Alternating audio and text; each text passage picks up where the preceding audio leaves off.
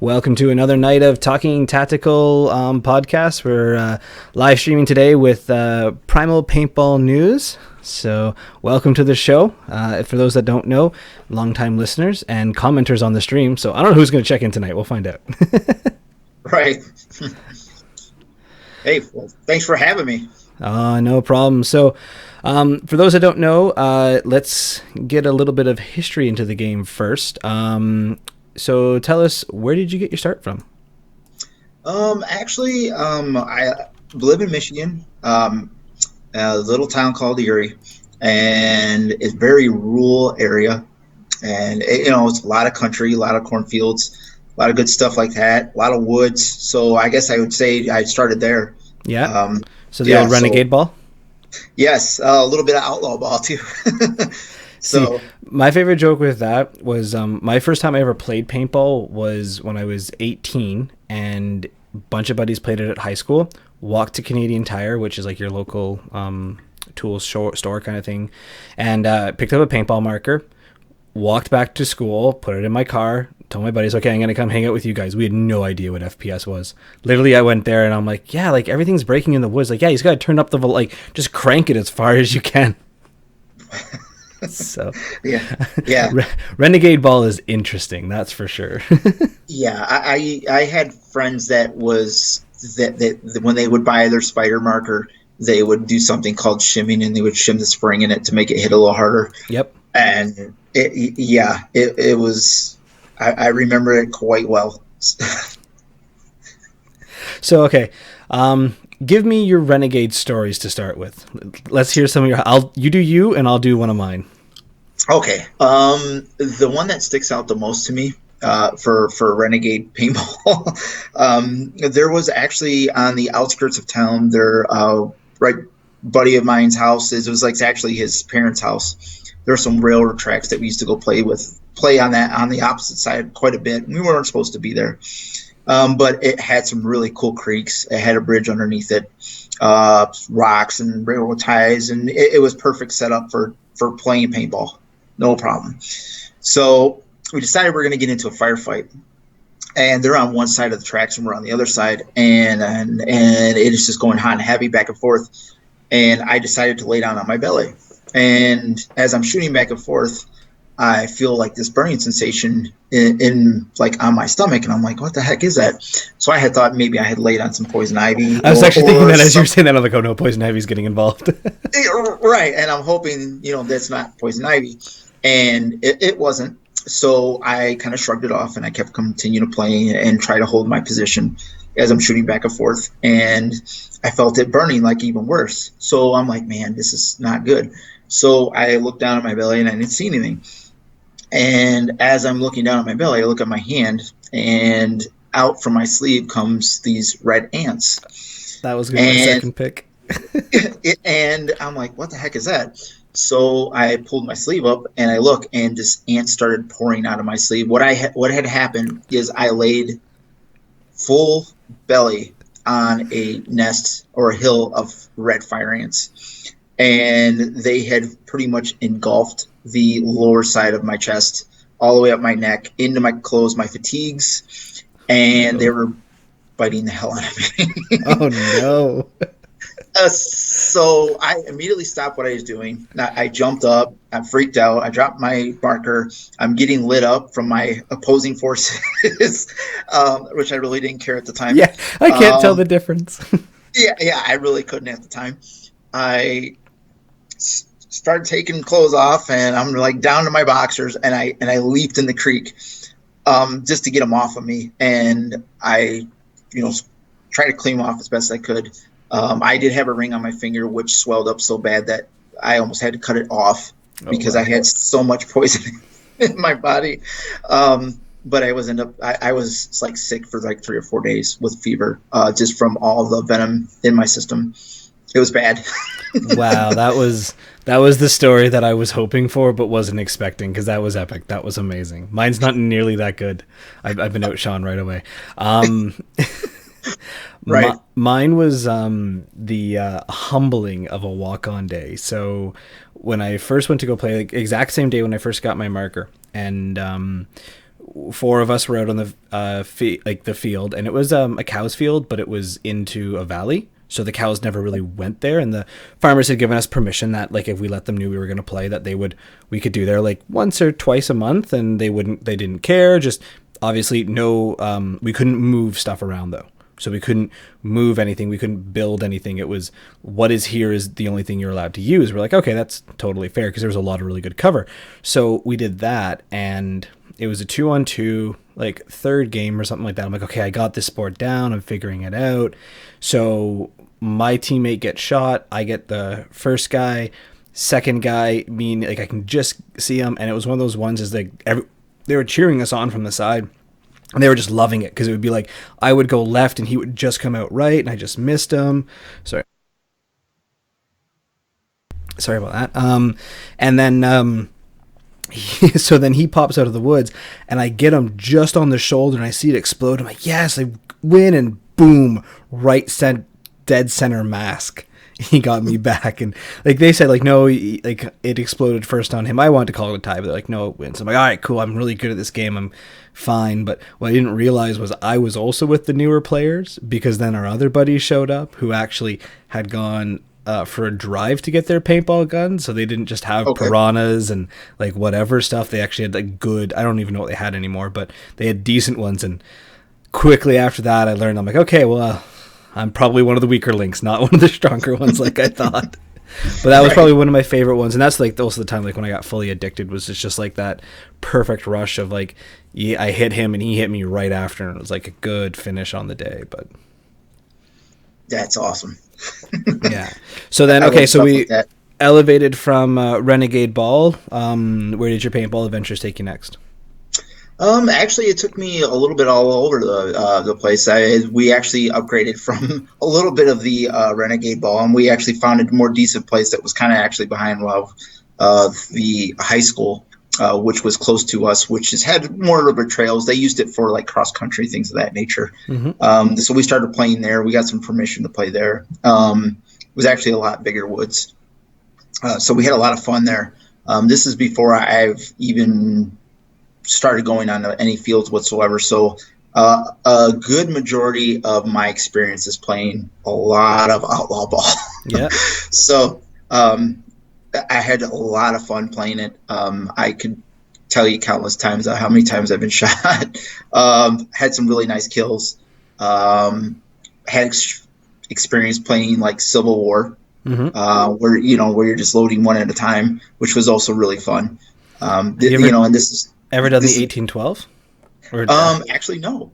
So this one's interesting. You might have played a similar one. It's way it works is everyone makes a line, and then you take one shot at the other team, and then they take a shot at you, and then you take a step forward, and then any eliminations walk away, and then you take a shot at them. They take one shot at you, then you take a step forward again, and it is one of those ones is if you think that you're okay with getting shot by a paintball, when you're standing there waiting to get shot, your nerves go through the roof. It's one of those games where it's like, this is just a stupid fun game, and it's a lot of fun though.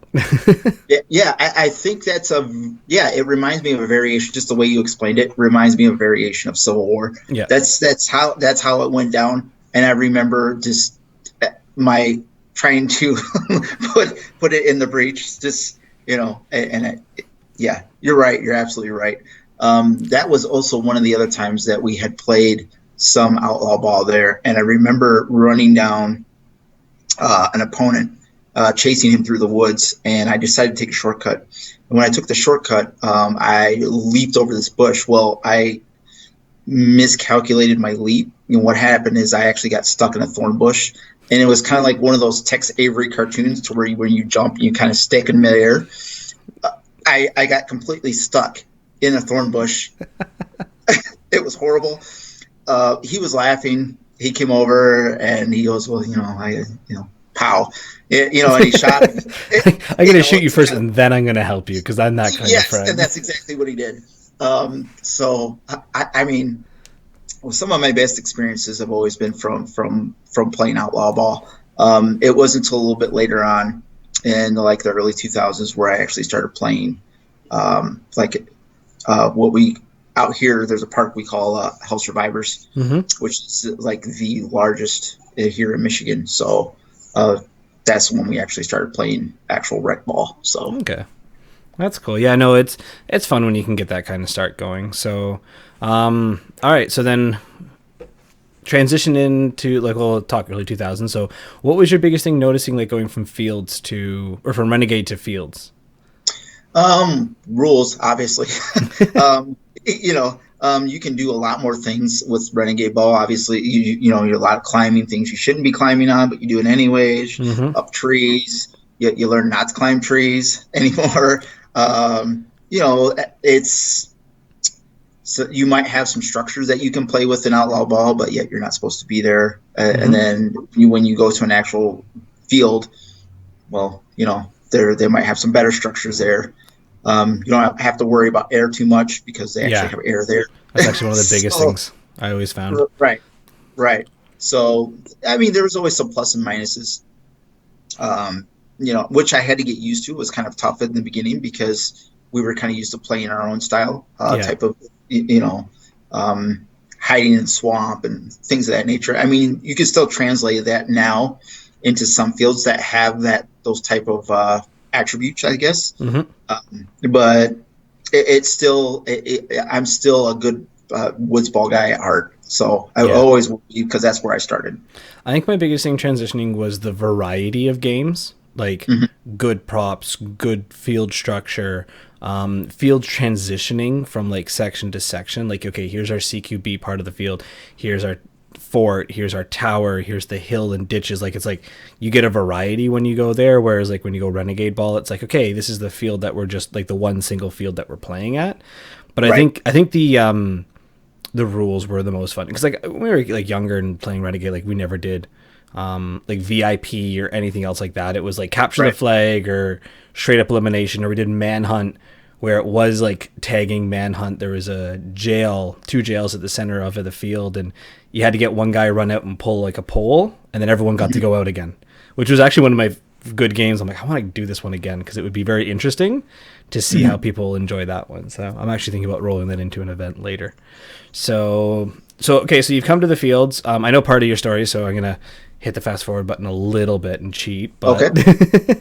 So you hit the fields, you pick up a MagFed marker. Take me from the story from there. Okay. Actually, it was, I'd say, a little bit past of last year. A good friend of mine who's been playing for the better part about at least 14 years, and actually he's watching now, had talked to me, and I've been playing off and on for quite a long time, at least a little over 10 years, from the days of like Outlaw Ball and things of that nature. And he's been playing quite a bit, and during the times that I was off, he was always playing. And so he's seen his share of fields, but also too, he watched players come and go. So he was always looking for a battle buddy. And he approached me about a little over a year ago and said, hey, what about getting back into paintball again? I said, yeah, sure. And he's like, yeah, but you got to come out and play. And I said, you know what? Tell you what, if I'm going to play paintball again and get back into it, I'm going to do it like at least 110%. So I'm going to get in there and I'm going to play as much as I can play. And at that point, I had bought from him a X7 Phenom with a tack cap. Okay. And from there, I just didn't stop playing. And after that point, he introduced me to his MagFed, and then we had another couple of friends that we had met, and he had met through other games that he had played the year previous, and they also played MagFed as well. So it started growing from there. Okay. Yeah, it was for us. It was actually the videos, because I was playing speedball mostly, and it was seeing the MagFed paintball, and like that's when we got back into the woods ball. One of my buddies, Andy, has always been scenario styled, but he loved the MagFed. He just also likes to put a Pinocchio on his X7, and just that's gonna switch this full auto or the Titman full auto, and just I'm gonna go have some fun today. Yeah, it's always fun stuff. Yes, it's been definitely, it was a journey for me last year. I definitely got to have an opportunity to play with with a team called Jock Commando, Mm-hmm. and they actually belong to another, which was I would say a league of sorts, or like Okay. a club, social club, which was Anarchy Paintball here in Michigan, and they actually have a private field. Which is very, very large, which is that's very fortunate for me to actually play on a private field, Mm-hmm. because I got to have some experiences there that I wouldn't be able to have anywhere else. Yeah. So I was very fortunate to actually join that team and to play at the Anarchy home field, which I enjoyed very much. But also too, with those sort of things, is that you kind of witness some new beginnings, things of that nature, as far as different playing styles, strengths and weaknesses, what things you have to work on. So everything starts to kind of come full circle. And at the beginning of the year, I was still pretty rusty, Mm-hmm. and I was still starting to get back into the game. So I had played as much as I could possibly play at that point, and Anarchy Paintball and Jock Commando was a huge stepping stone for me. So Yeah. Well, the only way you're going to get better is by doing. That's for sure, especially in paintball. So. right. All right, cool. So then, so from all of this, also last year, or like I guess starting this year, you were starting up Primal Paintball or Primal Paintball News. Let's say it that way. Okay. So you've talked a little bit about it on the Milsim, or not Milsim, wow, the Maritime Milsim podcast. So give me a little brief rundown, and then also where you're looking to take it on the paintball field, not just online. Okay. Well, actually, Primal Paintball News kind of derived from my experiences on the field from the last year. And as I looked into more information to try and find out what MagFed was, things I can do, better my game, tips for markers, maintenance, all those types of things, there was very sporadic pieces of information, Mm-hmm. and they were all over the place. And for someone like me, who was just getting into MagFed, and there's tons of other players that's been out there and been playing for years and years and years, they kind of had me at a disadvantage, because for me, I was just starting out to MagFed, and not just for just paintball. So at that point, I'm like, okay, I'm looking for information. Where can I get it? Mm-hmm. Where can I go? So I went to PB Nation. I went to M. Carter Brown. I went to Paintball Scene. I went to Facebook, went through all the threads, went through all the feeds. And actually, I was finding some very useful information, but the stuff that mattered to me most, I couldn't find. Yeah. Which was very frustrating to me, because even though they had those bits and pieces of information, I had to search through threads, and I had to search through news feeds and all these other things that may have been pinned Mm-hmm. at one point later in the week. They kind of fell through, Yeah. and they would just kind of get lost into oblivion, later on in the week. So I had to go back and look at everything. So I started getting an idea. What if we had a sort of database or a informational portal that you could look to or rely upon that could get you this information? And it doesn't have to be ridiculously detailed. Just the basics. Just how to get back into MagFed. Yeah. Budget markers. Where to get gear. Best footwear. What to wear in the winter. One of those spots. Wear. Yeah, one of those spots too is like go to this website instead of like going to the Facebook group and then asking and then being told to search and all of those, and actually get like a structured readout to it. Because that's one thing I've always found with the Facebook. Like, everyone's like, oh, just go to Facebook and like ask a question or read through the comments, and I'm like, it's good, but I've never really had people break it down.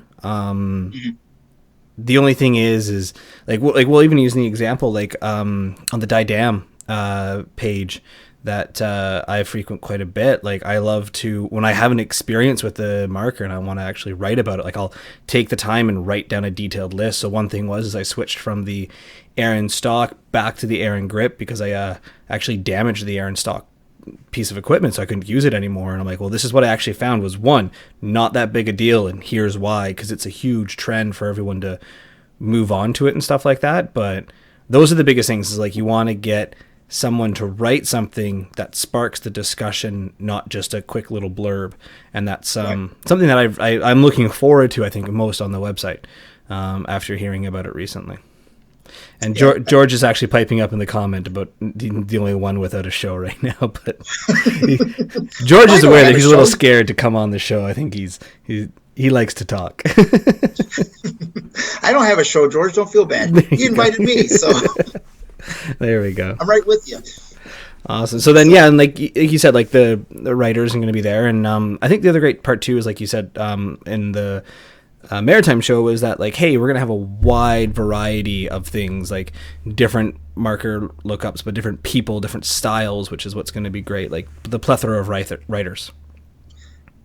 Yeah, we actually have a great group of talented writers on staff. We have, you got Hooligan, PB, and from Maritime Millicent Podcast. You have Brandon Page from Tipman Anarchy. You have Kalen Bales, he did an independent blog not too long ago that was very, very informative. So I had to have him. We got Jeanette Trumbull from Michigan, which is part of Dirty Dames and Dirty Paintball, which is that's to get the female portion aspect of the game. Yeah, because I feel that's something that a lot of people don't touch on. Because there are, especially with paintball, it's a male-dominated sport, but you also have a lot of females coming into the sport as well. So there's a lot of new blood that's going to be coming through in the next couple of years. So you definitely want to give them that information. Yeah. So I think she'll be a huge part of that. We also have Serena Dang and Caitlin Riggs from Pinups of Texas, Paintball Pinups of Texas. And then we also have Jake Cody from Hydra Squad in Canada, I believe it. Yeah, I know them. I actually play with quite a few of them. They're great. They're actually crazy good players. I don't know the particular name, but I know the team name, and I've seen them at games and stuff like Wasega's Big Game. A couple of their players play at Sector 57, which is my local field. Okay. And then I'm pretty sure they come out to the MagFed pickup league in GTA, which is a lot of fun. I'm actually doing that on the 28th, so one more Sunday away, and I'll finally get back out in the good MagFed game. Right. Yeah. I hear you on that one. I definitely need to get back into the game myself. I was actually not too long ago. For me, from a woods ball aspect, I was actually fortunate enough to go play indoor, which it's been a very long time since I've ever even played indoor. And the last time I played indoor, I couldn't even tell you. But it was my first time playing inflatables. There's a learning curve there, but it can get interesting. Yeah, so we're going to go off on a tangent just for a second. That's fine. But I feel that this story is worth mentioning. It's absolutely hilarious. So me being a MagFed guy, a woods ball guy, I'm used to obstacles that are in front of me that are immovable or very rigid. So you can kind of see where I'm going with this. So it's my first game. I got my plate carrier on and I got all my mags, and because I decided to play my first game with a pistol, and I'm going to play against speedball guys and whoever in the rentals and whoever else was out there. So just kind of get a feel for the field, because I've never played inflatables before. So ref sounds off, counts back 3, 2, 1, go, and I run to the first bunker I see. And as I'm running to the first bunker, I hit that bunker full force, and it fell over. So here I am exposed, and I'm just getting just a hailfire of this paint just coming at me. And all I have is a pistol, so I duck down, and it's like literally hiding behind a garbage can lid of an inflatable. And I'm just and the inflatable is just getting peppered. Oh yeah. So I'm like thinking in my head, what do I do? So I'm like, you know what? Screw this. I actually, no joke, if you've ever seen Indiana Jones in the Temple of Doom in the club scene where he spins the shield to deflect bullets, I spun the inflatable to the left side of me and followed it as I was shooting. No joke. And the ref just started dying laughing. Oh yeah. And then shortly afterwards, he called the game, and I looked at him and I said, I can't do that, can I? And he goes, no, you can't. You can't, but you did, and that's okay. Right. And he just laughed at me. And like some of my buddies that were there were just, I didn't live it down for the rest of the night, but it was my most memorable experience with inflatable. Yeah. I thought it was funny, so I enjoyed it for sure. The inflatables are interesting. There's a lot more hate on them than there should be, but when you do want to go, like, because you can reorganize a field with inflatables, like there's a logistics part to it. But one of my biggest things that I always think people never expect is how loud they are. Like, you, especially in speedball, like if you got a guy just putting a rope on you and your bunker is literally like shaking because of the ricochet, it's an interesting experience. But the other part too is like playing that versus other things, because you'll learn angles faster in speedball on a airball field than you will ever on a scenario field, because there's so many angles there. And body awareness very quickly. Yeah, and body awareness as well too, actually. If you ever find you're getting shot in a foot or an ass or a left hand, go play on an airball field, because those bunkers are small and you will quickly learn how small you can make yourself. Yes, I agree with you 100%. So let's move it on there a little bit though, because like we are talking about some preferences and whatnot. So your favorite games to play and walk-on games. So give me your reffing, and you got a bunch of guys coming out. What games are you going to get them to play that you know you would enjoy? Oh, wow. I've actually played quite a few games this year. I enjoyed the one I would enjoy was Witness Protection, which was one of my favorites. Which we had two opposing sides, and the way the story went was that we were a group of terrorists, and you had 5 witnesses that were being protected by a heavily armed group of guards, because they were going to testify in federal court against a big boss or whatever, corrupt, however the story went. But what had happened was the witnesses were spread throughout the woods, and they were never in one spot. So when you went to go find them, you had to be very careful about where you went, because there were also 2 snipers that were posted up somewhere in the woods. So not only were you looking for the witnesses, you were also looking to make sure you evaded the snipers as well. Yep. So that was a very interesting game. I love that game. There was a lot of elements to it, and there was a lot of surprises. But that was one of my favorites in recent memory, and the other one was called Hazmat Shuffle. I don't know if you've ever heard of it, but it has to do with having 2 opposing sides, and the object is you have almost like a canister or ammo can or anything of that nature, and the inside of it is something that can either foam or possibly fizz over or anything like that. But the object is to keep it in the canister and to get it to the other side and not have it explode in the canister.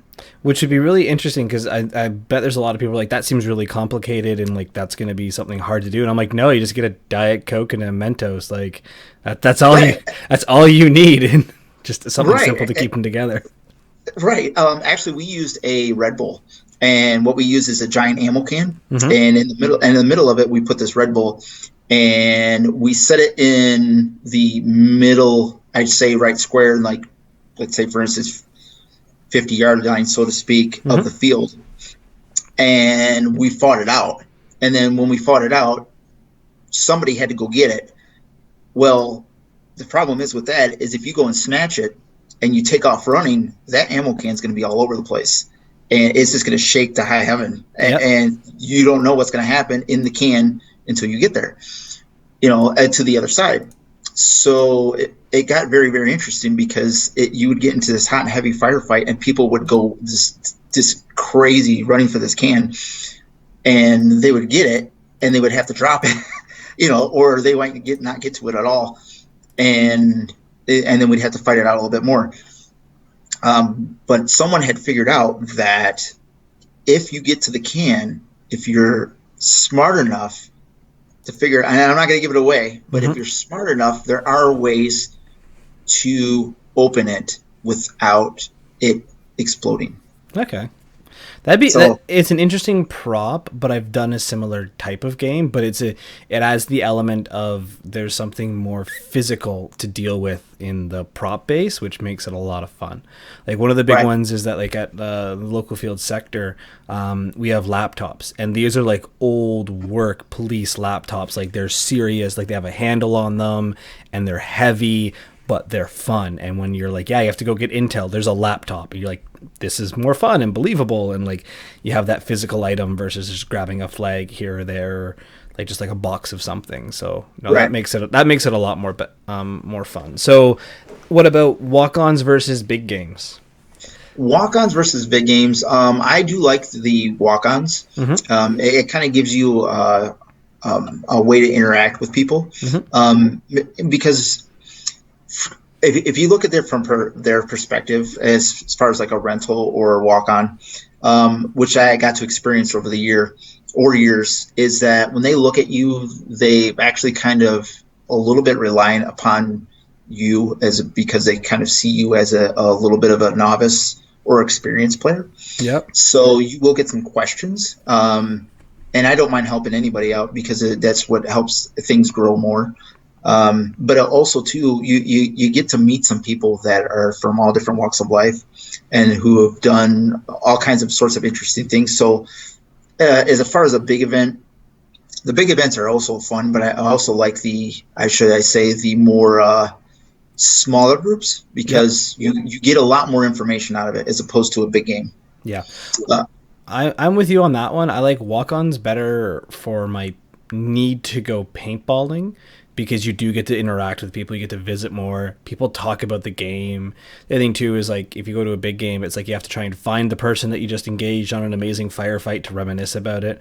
Whereas if it's a walk-on, it's like, nope, that was this guy right here, and then other stories come out and other things happen, and I'm with you on that one. I enjoy my walk-ons a little bit more in terms of like just getting out and going paintballing, but the big games are definitely a lot of fun if you can get a good group of guys to go to them. Yeah, and usually it's always the guys that you play with on a regular basis to go on a big game, and those are the ones that you've kind of, so to speak, trained with throughout the year, sort of. So your communication's down, your how your stance is down. I'm going to go straight up the middle. My buddy's going to go to the right. He's going to go to the left. You got all that synchronization going on, but when you have the walk-on, it's a little bit different, and you actually get to try some new things that you might not be able to get to try on a big game, because the big game, you're like in the moment, you're focused, you have an objective. Yep. In rec ball, you're the walk-on, it's a little bit different. You get to try some things that maybe you thought you could have tried in a big game, but maybe you didn't have the time to think about it because you were part of a team, or you were part of this or part of that, or you had a side mission you had to go do, or anything of that nature. So yeah, I mean, it definitely has its plus and minuses. Oh yeah. So then moving on to the big game talk. So you actually are an event. Now, you give me your title that you consider for events. I guess event coordinator. Okay. Promoter, I guess. The whole reason why I even did it to begin with was to just try and bring some awareness about MagFed to Michigan. Yep. We were looking for people of the same mindset and to play with, and there just wasn't a whole lot of people out there. So I had decided to take it upon myself with a couple of friends and say, hey, look, let's try and do something with this, try and spread it, try and get some awareness out here. And so that's exactly what we did. So we hosted one game. It wasn't the greatest turnout in the beginning. There was only 9 to 12 people. Yep. But again, we did it again. A couple weeks later, it grew. Did it again, and we kept doing it. I'd say we were about 4 events in, and then we had regular, just between 36 and 50 people consistently in our events, which is, that's not a huge event by any means, but it was showing that there was a following for it, and it's a good one though. Spreading. It's a good size where you can get you can do stuff though. Like you have Right. like those like 30 people, like you can get specialty roles, you can get specialty items and everything like that. So like you said, like you've done the couple, so yeah, like you said, like at least four, and then October 23rd was your last one. So what did you learn the most from the events, like that you were kind of surprised from? Um, the different personalities. Mm-hmm. You can always control the amount of events, that what goes into a storyline, what goes into a time, things of that nature. You can control those things. What you can't control is personalities. Mm-hmm. Personalities is very different, especially when you're bringing something to, uh, let's say, to Michigan that has never been, you know, there's never been an event for it. Mm-hmm. So how do you have all these people kind of connect or to network, or because when we first started out, a perfect example is we had a lot of people that came out, they were actually speedballers, and we weren't sure how it was going to be received as far Yeah. as MagFed is concerned. And so what we did was we actually did something called MPM, which is Milson Pump Mechanical, and it actually worked.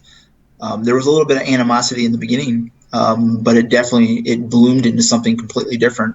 Yeah. And it was actually weird because people were starting to respect one another for their discipline, Yep. or their playing style, which was, you weren't getting yelling on the field. You weren't getting, hey, I'm wiping, you weren't getting any of that stuff. You were actually getting real people playing together, which is just, it's a rarity, Yeah. for two different playing styles to come together like that. So I was very fortunate to see that, to actually witness that on the field. Yeah. Now, did you limit the speedballers in any capacity, or what did you kind of do there? Actually, what I did is we made up some rules, and it was no full auto, no ramping. You could do 150 rounds in any combination that you wanted to do. Whether you were carrying mags, or you were carrying a hopper, or you were carrying a 100-round hopper, as long as you had 150 rounds on you, you were good to go. Okay. And your BPS had to be set at 10. Okay. So the reason I ask is that my local field, the one that I work with for the events that I do, like the walk-on events, is that the field rule is no electric markers with a double trigger. So you're allowed to use a gravity hopper, no problem. If you don't have one, you get one free from the field. But still, same thing. Semi, no ball, no BPS though, but just that. And that's been some mixed reviews, but a lot of the speedballers who at first, they hate it for first two games and then they get used to it. And they really enjoyed it after a little bit because they saw that everyone else was slower.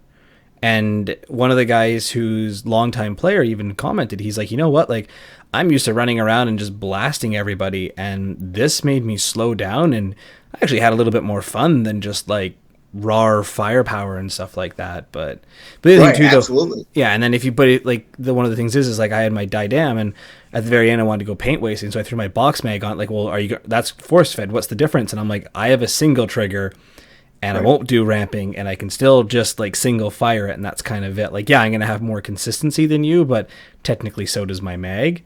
And the also part too is like I knew what I was kind of doing on the field at that point, and they respected me. They just wanted to make the small jab, but Right. yeah, and that's something definitely is the firepower difference. So you don't really want to limit people because you want to get good numbers, but you want to still keep to the theme of it. And Correct. My biggest thing that I found too was that making making missions was easier, understanding that this couldn't happen. You couldn't have someone just go full auto from a castle and Right. stop everyone. There is going to be somewhat of a limited fire capacity there. Right. So you mentioned like personalities. Now, personal personalities or just the way that people will view the field? What do you think? Actually, both. Because I mean, history will tell us, from the threads and social medias that supposedly Speedball and MagFed don't get along. I mean, and I don't understand why. I mean, I do to a point, but again, what's to say that we can't get along? Mm-hmm. I mean, where is that barrier there? And if you take away those barriers and you give one another a chance to actually play alongside another, or if you give them specific rules or, positions that, okay, if you decide that you're going to play with an electro marker, and you're capped at PPS or whatever, or you absolutely feel that you need to go full auto, well, then I'm going to position you as a support gunner. Yep. And it's not to say that it's not dissing on a playing style or dissing on your electro. It's saying that, okay, we're out here to have fun. We're definitely out here to have a good time and show other people, what paintball is about. And it's not about animosity or indifferences or anything of that nature. It's just out here to have a good time. But it's interesting to see people set their the way they view things aside to go play. Mm-hmm. And it's I can't even describe it. It's a very interesting and exciting thing to feel, is that when they're playing alongside another and they're calling their shots, and you have both MagFed and Speedball playing right next to one another, is awesome. Yeah, I can't even describe it. No, and that's the best thing, is like when you can bring a field together, or players together, I should say, at a field, and get everyone working together. Like, you're like, I made the perfect scenario so that there is no Keanu Reeves out there that is just matrixing everyone and wrecking face. It's like, no, everyone's working together. Everyone's respecting different skill sets coming into this and play styles, and that together is what drives it to be a good event. So right. Taking that into account, like you said, like creating the events, let's talk to the guy who does want to get into this. He wants to become an event coordinator. He wants to, all these other events suck because of XYZ. What are the things that you learned starting up that you would want to impart to other people? You definitely have to have the dedication. That is paramount. You have to make that decision if you're going to be a event promoter or event coordinator. You are event coordinator or event promoter. There's no in between, or I'm going to do this or I'm going to do that. You have to make sure that if that's what you're going to do, or you're just going to set out to do, then you stick with it. Because it's a lot of hard work, and it might not be for everybody. It may be, you might decide that you're just going to be a player, and that's okay. But again, it's a lot of hard work. So I would say definitely make sure that that's the not say quote unquote career, but that's the thing that you want to do for paintball. You want to be a promoter. And with that being said, is definitely go in there and have a plan. You definitely, even if you have a couple of ideas and things like that nature, work it out. Go to your local field, check things out, ask questions. See how the rentals are. Ask the rentals. Mm-hmm. What would you like to see in an event? What would you like to, where are you from? Get an idea about your demographic. Where's, do you have other fields that you're competing against if you do open an event? What's going on in, during the year, just have some sort of plan together to understand, okay, this is my idea. This is what I'm going to do moving forward. How am I going to do this? Yep. And then write those things down, brainstorm about it, talk about it. If you have battle buddies or family or whoever, that, just run it by them. It might seem like a silly idea and they might not understand it, but if there's a plan that comes together, it will make sense. Yeah. And if it doesn't make sense, then start over. Yeah. And one of the things too is start a little simple. So I do don't do all day games to start with. Those are a pain in the ass to run, really difficult to set up. My favorite approach has been do organized walk-on, which is what I do. I actually play in some of my events because I explain the story. I make sure that I am not aware of anything that can default it, and then the refs take it from there, but I'll pick it up right after. So one thing that I've done is I take concepts of walk-on days, like a zombie game or a capture the flag or a VIP, give it a story and then give it a flair. And the other part too that I found was be aware how fast someone can end your game. Make sure you have something in place that will stop it from ending in 5 minutes. And my favorite example from that was the first event I did. I had this great mission planned out. The VIP started in a fort, but you had to have someone from the team get there before he could leave, or 10 minutes expired. I'm like, yeah, they're going to be stuck there for a while because the other team starts really close. They can like put the pressure fire on. It won't be an issue. That game, one person sprinted from the starting point, ran into that building. The VIP was waiting at the door. He ran in, VIP ran out and got shot in the back of the head. Game was over in 2 minutes. And literally I just kind of sat there and was like, crap. Right. I don't have the next game ready, and we're going to go play the game again, but we're going to switch sides this time. And I never did it again. The other one too is that if you have multiple fields, if you are doing those, and I have 3 fields that I use at my local field to play it, make sure that your games are back to back, or will actually run the full length of time. Same thing too, if the objective can be, if you've planned for a 20-minute game but it could be completed in 5, be ready for the next one, and have it so that the games are somewhat close. If you say, okay, 2 back-to-back games, then a rest, then 2 back-to-back games, then a rest in the final battle. Or, for example, on my new one that I've just designed is that we do warm-up games, have 1 game, walk by the staging area, so we're going to stage, go to another field that's farther away, and then on the way back, we'll play the 3rd game, and then come back for the final game. So same thing, is you just kind of hit it up on the way. Right. And yeah, like, those were the biggest thing. Logistics from my first one, that like, if something can go wrong at some point, it probably will. So you're absolutely correct.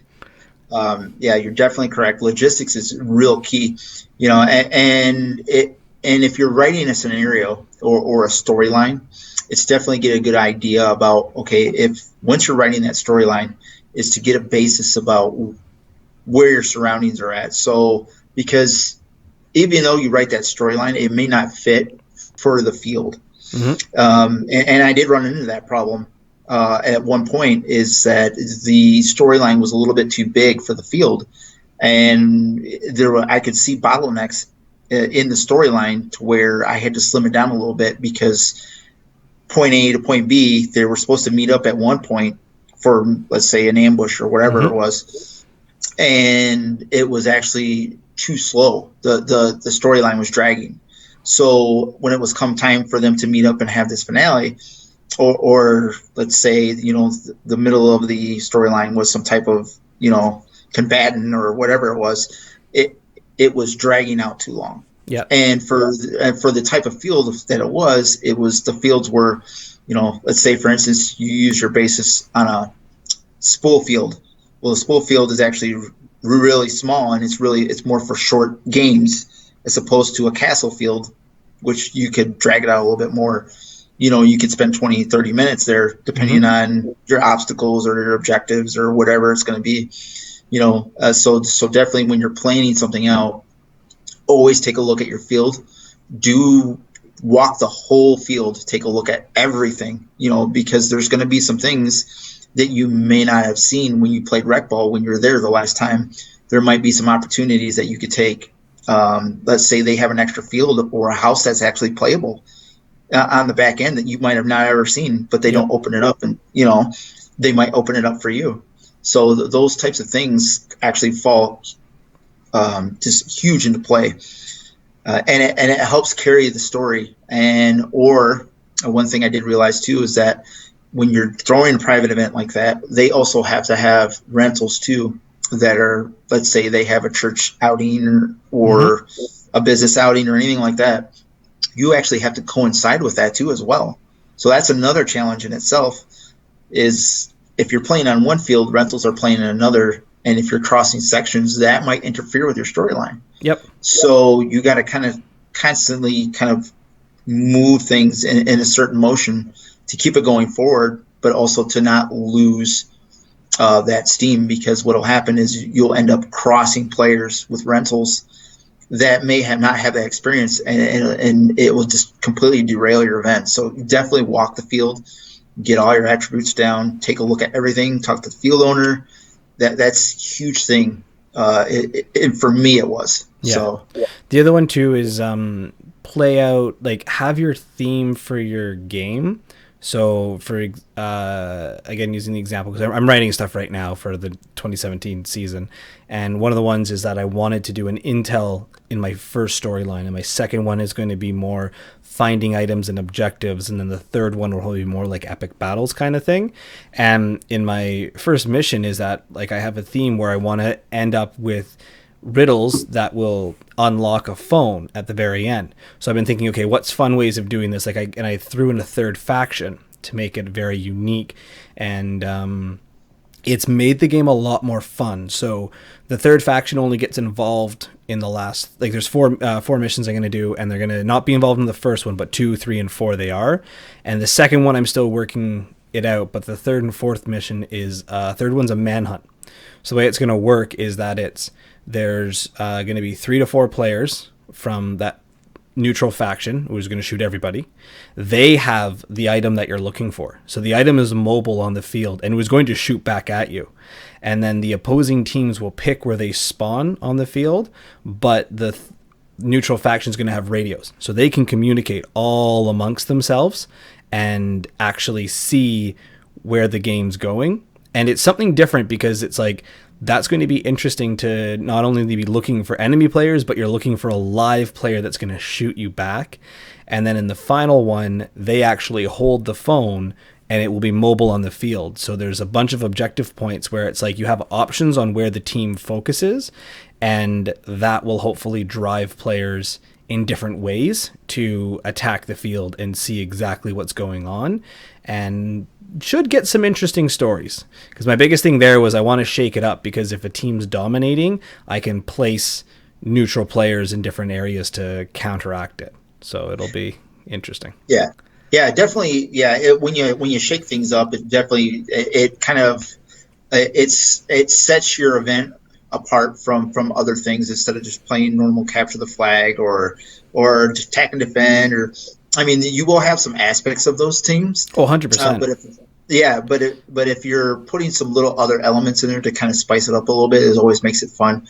I had one portion written into my storyline as when we were actually playing VIP. Is we kind of took a piece from of a movie and incorporated it into this VIP type of thing. And they were escorting someone across the bridge, and there was another person that we had mentioned in this event by the name of the Butcher, who carried a full auto marker, and his objective is to just dominate everybody on the field. But he was just him by himself, and he only had so many rounds. But his objective was to take out as many people as possible in the VIP, including anybody in the escort, the VIP himself. But also too, we also had a sniper and a spotter that was also supposed to take out the VIP. And we threw that other element in there too as well. So it's almost like picture, you're sitting on the sidelines and you got the VIP coming through down the street, and you throw these other little surprises in there. Well, it kind of shakes things up a little bit because they're not expecting it. And then you can also keep them on the sideline or not tell anybody about them until it's too late. Yep. And that just kind of completely throws things off, as a whole. And then they're like, how the hell that, it's exactly. It makes it interesting. So, I mean, you definitely want some surprise elements in your events, and it makes things memorable. Yeah. So, and that can be the thing. And like some players in some fields just want a story connecting like games where it's like, I won this one and then the next one actually matters and then this one matters. And just that little bit of structure is just enough to tip it over the edge for them, that they really, really enjoy it. And like using the VIP as the example, we did one game where each team had a traitor on the other team. This is just a walk-on day, but it was that the ref had met with players who he knew wouldn't be complete jerks about shooting people. Right. And they were given the second color bandana and they could switch whenever they wanted to, but they couldn't shoot the VIP. So the whole thing is that like if the guy on the blue team with the VIP switches to red, he can't shoot the VIP. So pretty much what he did was he led everybody around to where they were pretty much at this one point said, okay, you guys head down. I'm going to stay up here and like watch the field. Like, okay, yeah. So they go, and then he switches his bandana, takes off the other one, and then pretty much, and from a safe distance, shoots them all in the back. And then the VIP just turns around and just goes like this, and then he just waves at him with the bandana, and the VIP just shoots him. And he's like, I don't want to do anymore, but he goes, it was just funny. Right. But yeah, but that's definitely that's the stuff that is just memorable, though. Oh yeah. I mean, there's, and I've actually talked to a couple of rentals, at just some of the walk-on games that I've played. And they kind of, I mean, believe it or not, they kind of get a little kind of have some boredom with just the regular attack and defense stuff. So even for an event or like a walk-on game, and even if you're just there, just kind of mix it up a little bit and play something a little bit different from the norm. That's what's going to keep people coming back. Yeah. And you're always going to play gun owners and rentals differently. So one thing is that we had a game where I'm trying to remember exactly what it was. I think it was just a attack and I think it was it wasn't a death match. It was a center flag push. There was a flag at the center, not a center flag push actually. Anyways, you had to be the closest to the flag to win. And pretty much it was all gun owners, and I just booked it to the center, and we took key positions, and it was no fun for anyone because we were bored, and the other team just got shot out of their homes, like they were just stuck. Mm-hmm. But another one that we do that's really great for gun owners is and this is for walk-on days or warm-up days, is King of the Field. And the way that one works is it's a one-on-one, and then if the other player gets shot, their teammate starts right away. So the other player has no time to like run back to cover. It's wherever you were, someone came from the respawn box right away. And then we made a rule afterwards because you get two two more defensive players going against each other. And it was that, okay, after so long, there's now 2 players on the field. And then 3 players on the field. And then same thing, though, when one of them gets shot, someone else enters onto the field. So there's an advantage to trying to eliminate quickly, so you only have a 1-on-1, but then it becomes a 2-on-2 and 3-on-3. And it makes it really interesting because you can watch the field before you enter it, and you know where the other guy is. So you're coming in on an advantage, and you're like, okay, he's here, he's playing like this, or he's blowing most of his ammo and stuff. And yeah, that's probably been one of my favorite games to play, but you have to have the right crowd and you have to have it move along, because there was also one time I played it and it was a blast, and I got to use I was only running 3 mags at the time in pistol, and I got to use everything. And it was one of those ones as I was running down on someone and I emptied my last mag and I just dropped my main, picked up my sidearm and just came around a corner and just kept going. And I was like, that felt so fulfilling just to have that complete rush. And then the very game right after that, we played it again and I sat because the other guy was dominating the field and no one was shooting him. And I was like, well, this is boring. And we had like a 3-minute game, like 3 1-on-1. And since then we changed it. But yeah. And that's the thing. Like, you do your walk-ons, learn the little games that are fun, and then bring them to the big games. And if you do always have a backup plan for a large scale game. So like my final battles, I always have some sort of rule in place that will prevent a team from getting overrun. Whereas most of them have been that the team that respawns starts at one end of the field. Like, the attackers start at one end, the defenders start at the other. And as you go along the field, you have to pull flags. If you pull the flag, that is now your respawn, and the defenders are a respawn back. So it naturally progresses the field, but the defenders always have the advantage of, like, they're not at their final flag and walking back, they're inserting right away. But the attackers are usually the ones that are farther back, so it takes them longer to get back to them. Right. Those have been fun. And then I've also done stuff where we just did like wave clears if we had to, where you can't go past XYZ point. And yeah, those are some of the big ones. Is always understand how the field can go, where it will go, and you don't want to make it unfair that other people don't want to play and stuff, but you don't want to make it so imbalanced that one team can dominate just for the sake of dominating. No, absolutely right. I've actually watched to where one of our events, we had a final battle. It was actually a castle setting. It was almost on the premise of The Rock from the movie, and they had a huge. I don't know how they did it, but they had a huge tactical advantage, and it wasn't written that way, but it just ended up that way. Yeah. So it was kind of unpredicted. But what had happened is They're both opposing positions, and one team had a ammo crate, huge ammo crate with a missile inside, and it had a pre-programmed detonation. You had to shut it off. Mm-hmm. And in the middle of the firefight, they're going back and forth, and they had to laze the area with a smoke grenade in order for the airstrike to come in, quote unquote. And what had happened is they had their outside forces heavily fortified. They were in awesome positions. They wouldn't let anybody cross the bridge, and they thought they were all well and good. Well, when it come time to defuse the missile, things got a little scary inside the castle for them, and they started to panic because what they had done is they decided that they were going to almost force the game to go a little faster and win faster. So they wanted to. They were actually messing with the key code while they're carrying the missile inside of the castle. And what had happened was, we didn't tell anybody this, is that if you programmed it wrong, the clock sped up. Yeah. So it threw them for a loop, and they're trying to mess with it and cut it, and it kept going and going and going. And what had actually happened, the winning team actually lost because everything just shifted in a different direction because they lost sight of their objective, and they were too busy trying to dismantle the missile. It was very interesting. I mean, you couldn't have planned it. I mean, I could have did all the writing in the world, but I would have never predicted that would happen. No.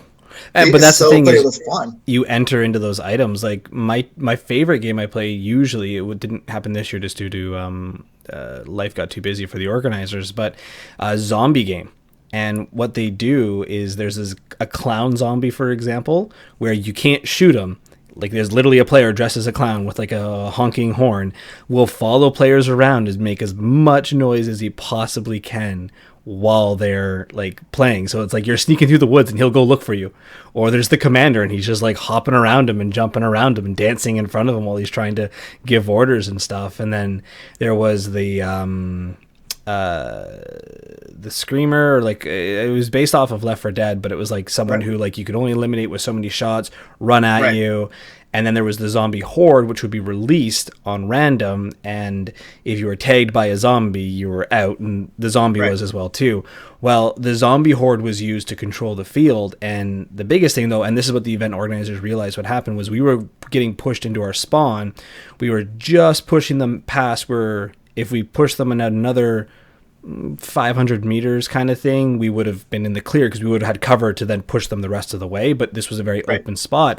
Well, just as we're getting to do it, the zombie horde hits, and they hit our line. And we're just wiped out, and then we're back at our spawn, and we're stuck. And it was like another half hour till the swarm comes back, and they're just like, crap. So then it became an unfair game, because then the next 4 zombie waves were pinned against the other team intentionally. But that was just because, like, well, you screwed us over in one, and you had to keep screwing them over to reset it, because they were so fortified at that point that we just couldn't make it out. And then by then the game became a little bit more balanced. But yeah, stuff like that you want to be careful on, like how and what you do, and it makes it a lot of fun. But using my final game as example, me and you talked about it a little bit. I'm super excited for this. Is that the way Sector 57 works is that at the top end of the field is a little town, and these are where the spawns are going to be. And there's going to be an item that the team has to bring back there. So then this item is at the other end of the field with the neutral players touring it.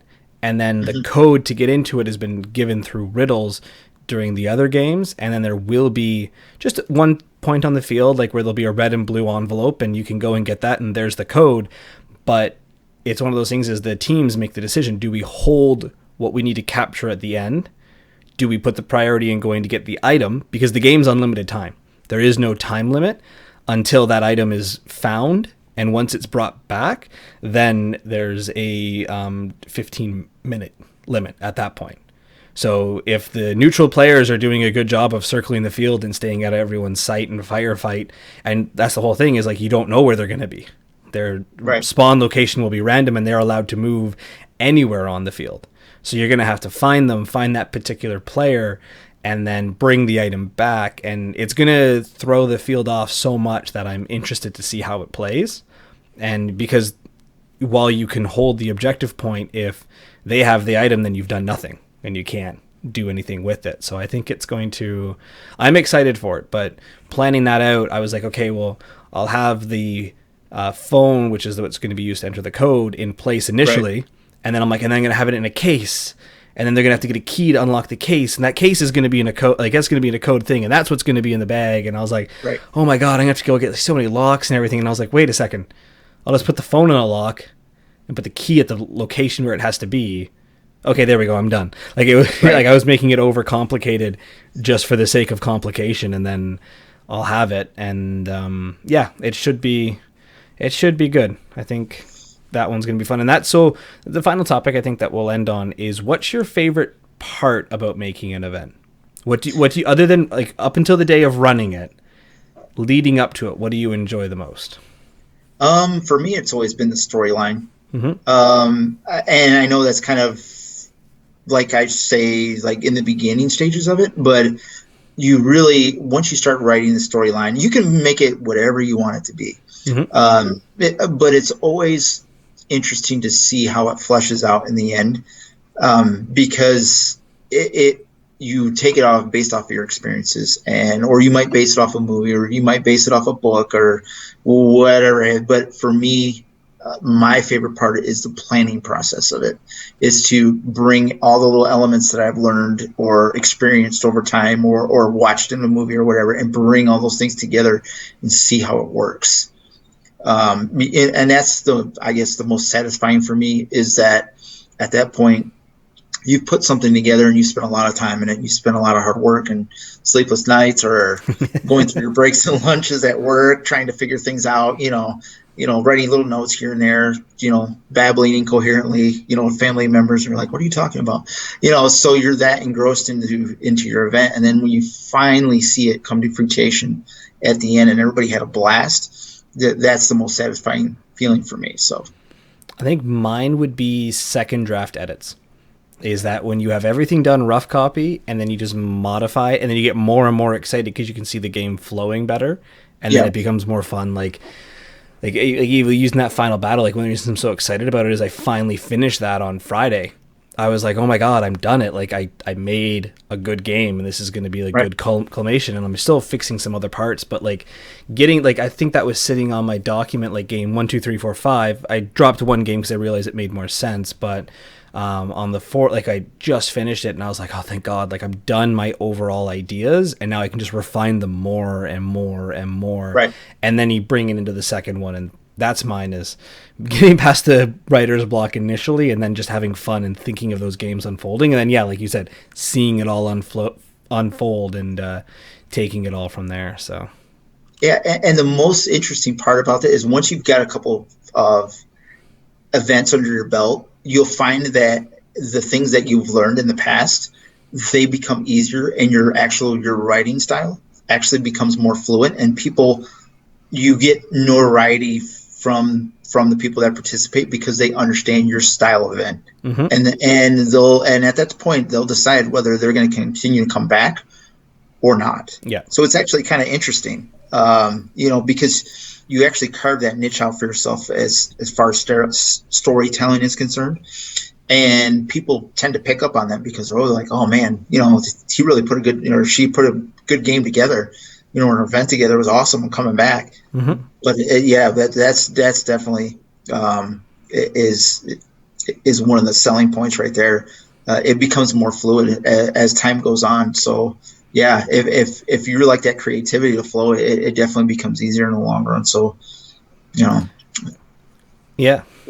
And then nothing's more satisfying than seeing games come together well. Like I think one of my favorite was the first event we did. It was a final battle, and I saw a guy come in and clear out the area that they were supposed to be in, but we were doing wave respawns, and he got into a great spot, and I'm like, oh man, you're going to get lit up in like 30 seconds. And what he didn't realize was you couldn't pull the final flag until all the other ones were gone, and I gotten word on the radio that everything else was gone, but he had no idea. So here's nobody in town with him. The flag is like literally right there, but he has no idea he can pull it.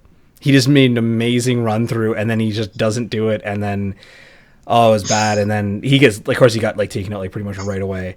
And then Right. the final game was a guy came sprinting in because they came in through a good side on the field and took one part of it. And a guy just came sprinting out. A whole bunch of them ran right around, and people were like, "Oh my god, they're pushing super hard right!" And he just sprinted out and grabbed the flag and kind of just dove and got it. And it was just like, that was good job, like. That was a good final fight. And so I was like, no, I got him before. I'm like, yeah, but I'm like, I don't know if that broke before or after he hit that flag. And that was an epic finish. I'm just going to give it to him. And the other guy was like, looked at me. He's like, I want to argue with you. But he's like, yeah, that was good. For sure. Yeah. That's the good stuff right there. Yeah. That's something that they'll always remember and they'll come back for. Yeah, because you can inspire people on the field with your play style or by doing something, but when you inspire them to do something by being the creator of the game, like that's a different kind of nirvana. So yes, definitely. Yeah. There's no greater feeling than that, and then especially when everybody's having a good time. Yeah, and it was something that you put together or a group of people put together. So yeah, you're definitely right. It's a whole nother feeling. All right, so I think we'll call it for there. We had a lot of fun talks there, and last half was definitely for all the paintball event coordinators of the future. If you want to get into it, take a listen to. So Rich, where can people reach you or find you? Actually, you can find me a couple different places. I am on Facebook. You can look us up at Primal Paintball News. We also have a smaller community of people too, and that is on Midwest NPM Paintball. And then here at the end of February, you can find us on primalpb.com. So check us out. There's definitely going to be a lot of interesting articles and a lot of events in 2017. And hopefully you guys will see you then. A lot of fun. So then you can find the Talking Tactical Podcast or TTP on Instagram now. We just got our account set up there, linking it over. So social media stuff. If you haven't checked out the page already, Talking Tactical Podcast, you can find us there on Facebook. Email us as well. If the video wasn't what you were looking for, it'll be posted up, live stream isn't what you're looking for. You'll find it on YouTube soon and audio back on SoundCloud. Those will all be posted on the page when they're available. And I will be at the next GTA MagFed pickup game on January 28th or 29th. Sorry, that's the Sunday. And then the following one, which is going to be Mag versus Pump, which is going to be a lot of fun. I'm really excited for that. I'm going to grab the date before I forget it. That's going to be Saturday, February the 11th, which is the other one that I'm going to try and make. So those are going to be the two that you'll probably find me soon.